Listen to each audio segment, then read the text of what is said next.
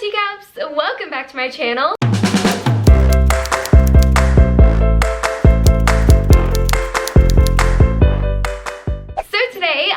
To be sharing my Charms Extra Credit TBR, and this is another Magical Readathon created by G from Book Roast.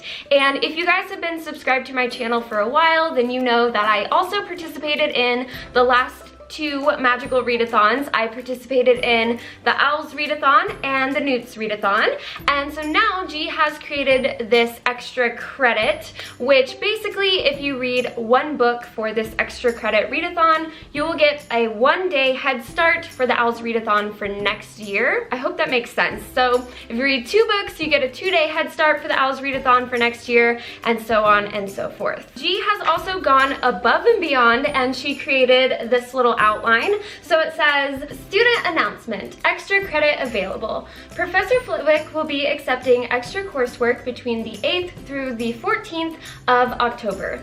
If you want to qualify for extra credit in Charms, please see this year's acceptable areas below. So there are 5 different charms that we have to learn for extra credits. There is Alohomora, and for Alohomora you have to read a book that is first in a series, so kind of opens the door to a series. So I have chosen Harry Potter and the Sorcerer's Stone. I think it's only fitting that I read a Harry Potter book for this Harry Potter themed readathon, and I actually just finished the 7th book for the N.E.W.T.s Readathon, so I'm ready to start it all over again. And next up is Accio, and this one is the top of your TBR list. I picked something that is the top of my autumn reading list because since this readathon is taking place in October, I really wanted an autumnal read.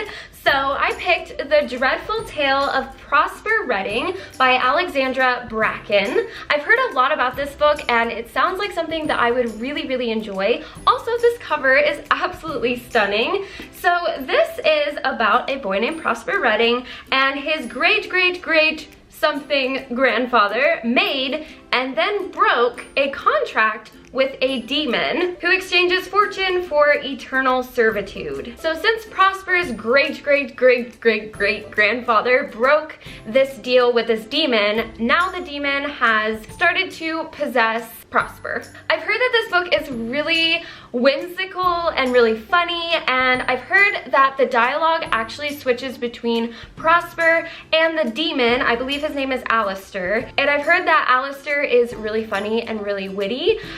From what I've heard, it kind of reminds me of Crowley from Supernatural. I don't know, I'll have to read the book and find out, but it sounds really good and it sounds like a perfect read for October. So excited to discuss this with you guys. Next up is Incendio, and for Incendio you have to read something with the words flame or fire in the title, or you have to find a book that has flames on the cover. This was probably the most challenging book to decide on, but I have chosen, I picked this up from the Hogwarts library, and this is 3 Dark Crowns by Kinder, I think it's pronounced Kinder Blake. And this sounds like a pretty dark fantasy. So basically it's about triplets and they have to fight for the crown to become queen, but it's not a battle of win or lose, it's a battle of life or death. It says, in every generation on the island of Finburn, a set of triplets is born. 3 queens, all equal heirs to the crown, and each possessor of a coveted magic. Mirabella is a fierce elemental, able to spark hungry flames or vicious storms at the snap of her fingers, which is where the flames come in on the cover. And Catherine is a poisoner, one who can ingest the deadliest poisons without so much as a stomach ache. And Arsino, a naturalist, is said to have the ability to bloom the reddest rose and control the fiercest of lions. This one sounds so magical and so dark, and I also think this will be a really good autumn read as well. Next up is Rictusempra, and this is a tickling charm. So for this, you have to pick something that is exciting or gives you butterflies. And for this, I chose A Study in Charlotte by Brittany Cavallaro, and I've been wanting to read this book for so long, and I'm so excited to read this. So this is a mystery novel, and this is actually about the descendants of Sherlock Holmes and Dr. Watson. The theme of this book definitely sounds like something that I will absolutely love. And it says, the last thing Jamie Watson wants is a rugby scholarship to Sherringford, a Connecticut prep school just an hour away from his estranged father. But that's not the only complication. Sherringford is also home to Charlotte Holmes, the famous detective's great-great-great-granddaughter, who has inherited not only Sherlock's genius, but also his volatile temperament. From the moment they meet, there's a tense energy between them, and they seem more destined to be rivals than anything else. But when a Sherringford student dies under suspicious circumstances, ripped straight from the most terrifying of the Sherlock Holmes stories, Jamie can no longer afford to keep his distance. Jamie and Charlotte are being framed for murder. Equal parts tender, thrilling, and hilarious, A Study in Charlotte is the first in a trilogy brimming with wit and edge-of-the-seat suspense.